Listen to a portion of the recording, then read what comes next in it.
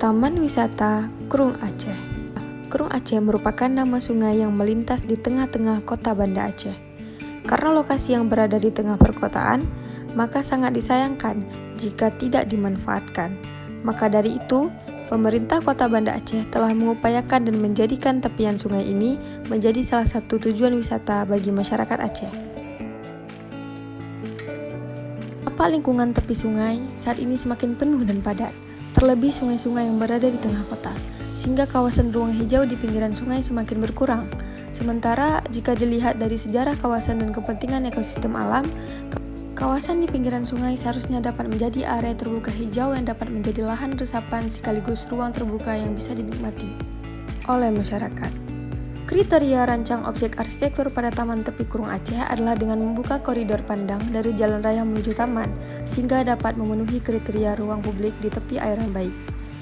Objeknya memiliki metode desain yang jelas berdasarkan prinsip lanskap dan mengangkat konteks bentang alam di sekitar lokasi, yaitu Sungai Krung Aceh. Untuk mengakomodasi segala kebutuhan aktivitas pengunjung, taman dilengkapi dengan fasilitas-fasilitas penunjang pada ruang rekreasi taman yang dilengkapi dengan tempat duduk dan tempat pembuangan sampah.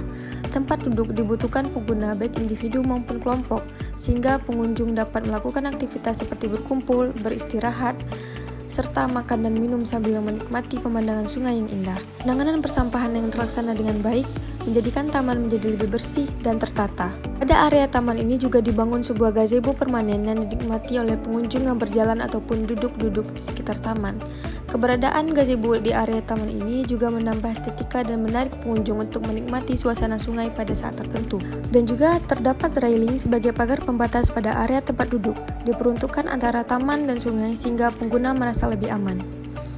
Kemudian terdapat planting plan. Secara umum, vegetasi yang akan direncanakan pada tapak merupakan vegetasi yang dapat beradaptasi dengan lingkungan kota Banda Aceh. Kemudian, berdasarkan konsep peta hijau yang telah dikembangkan serta hasil analisis tapak, vegetasi yang digunakan pada perencanaan taman ini dibagi menjadi dua, yakni vegetasi untuk fungsi ekologis dan vegetasi untuk arsitektural. Tentunya, kedua aspek ini harus fungsional. Vegetasi untuk fungsi ekologis ini dioptimalkan sebagai penahan erosi tanah. Ini dikarenakan letak taman yang berada pada tepian sungai rawan terjadi erosi. Vegetasi yang digunakan ialah vegetasi yang memiliki kemampuan menutupi permukaan tanah serta perakaran yang kuat seperti rumput paitan.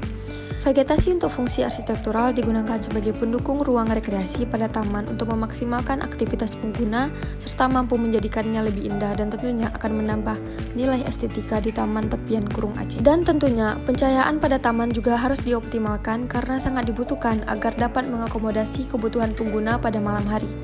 Selain untuk keindahan, penerangan pada malam hari juga berfungsi sebagai pencegah kemungkinan penyalahgunaan taman sebagai kegiatan vandalisme dan kejahatan. Pada taman tepian sungai ini digunakan 3 macam pencahayaan, yaitu street light, pad light, dan spotlight. Street light diletakkan di beberapa titik di area luar taman. Pad light digunakan pada jalur sirkulasi taman sebagai penerangan. Taman ini menggunakan sirkulasi primer. Sirkulasi ini dibuat untuk mengakomodasi pejalan kaki semaksimal mungkin pada tapak. Jalur pejalan kaki di tapak memiliki lebar sekitar 2 meter untuk jalur pejalan kaki saja. Oleh karena itu, pada jalur pejalan kaki dapat mengakomodasi 2 hingga 3 orang pejalan kaki secara bersamaan dengan perhitungan tiap satu orang membutuhkan lebar pedestrian sebesar 65 cm. Saya Arina Salsabila. Assalamualaikum warahmatullahi wabarakatuh.